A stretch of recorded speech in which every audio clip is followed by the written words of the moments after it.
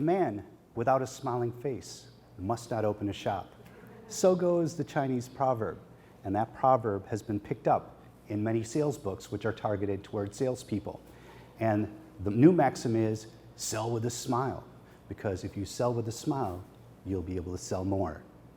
But that's not the universally accepted view of a smile. If we go to the world of politics, sometimes we see that a smile may not be always leading to positive outcomes. In fact, a smile can leave a politician nowhere to go when they want to express true emotions. And so a perma-smile can lead to distrust, which can lead to lost votes. That tension sort of led my co-authors and I to take a look at emotional displays broadly and their impact on sales in a live streaming context. So imagine watching TV, and on that TV screen you might be tuned into QVC or HSN, and you've got a broadcaster, a host, or a salesperson as we call them. That salesperson is going to be describing a product, providing all sorts of details about the product, and prompting us to buy now before it's too late. And so what we were able to do is we were able to go ahead and take a look at in a live streaming context, all of these various factors that can influence sales.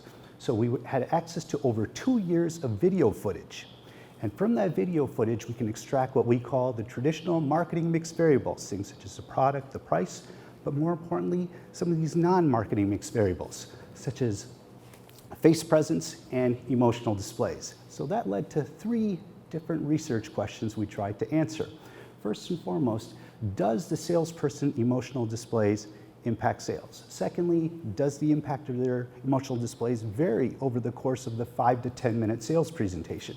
And lastly, does the importance of face presence differ?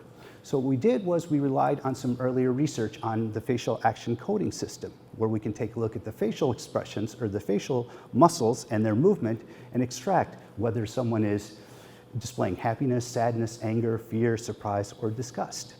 And then we went further into the social psychology literature to really understand what are the predictions with regards to each and every one of these emotional displays and sales. So take happiness or a smile as an example. Imagine if you're on the other side of the screen watching this person trying to sell to you. If this person is smiling and continues to smile, you're going to think that this person is gaining at my advantage, and therefore I must go ahead and distrust and maybe move away and not buy from him. Prior studies were pretty much manual in that they relied on observation and paper and pencil in order to extract the emotional displays. This led to, of course, a lot smaller studies and much fewer expressions that can be evaluated. We, on the other hand, utilized machine learning. So think back to the 2 years of video footage that we have, the 100,000 5 to 10 minute sales presentations, and we had an algorithm to automatically and unobtrusively extract whether there's a face present in the video and what the different emotions were. So here's sort of a sampling of what our machine learning algorithm was doing in terms of extracting the information about emotional displays.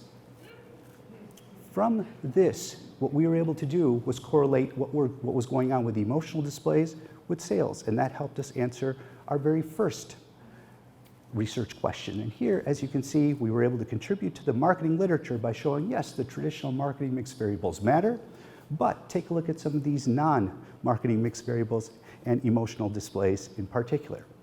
Secondly, what we were able to do was we were able to take a look at the impact of these emotional displays over the course of the presentation. And what we see here is we found a similar result across all of the various emotions that we studied, the 6. And you can express emotions at the outset and at the very end. But in the middle, you got to try to refrain from that because that's going to detract. In the case of a smile, if a person is smiling too much while they're selling to you, that's going to cause distrust and lost sales. And last but not least, in terms of the optimal allocation of face presence, what we need to see is at the very end, look at the tail end. Not as much face presence should be there, rather the focus should be more on the product because people are deciding what it is, whether or not to make a purchase. So with that, what we're able to do is where the totality of our results sort of help us understand the communicative role that facial expressions play. And by studying all these emotions simultaneously, we say that salespeople should be selling with less expression. And so when we shared these results with the CEO of the live stream retailer, they said, we're going to go ahead and operationalize two of the results. First and foremost, we're going to have more face shots, because predominantly what they were showing is product shots. And so they said, well, we're going to have more of the face shots shown, but except at the very end. And secondly, we're going to offer guidance to our live stream sellers while they're doing so.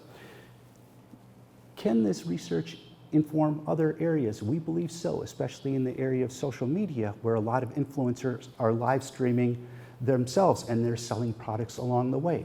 So if we go ahead and we think more about what happens when we're interacting and seeing these live streams on the second screen, we might see a person like Vaya, who has 37 million followers.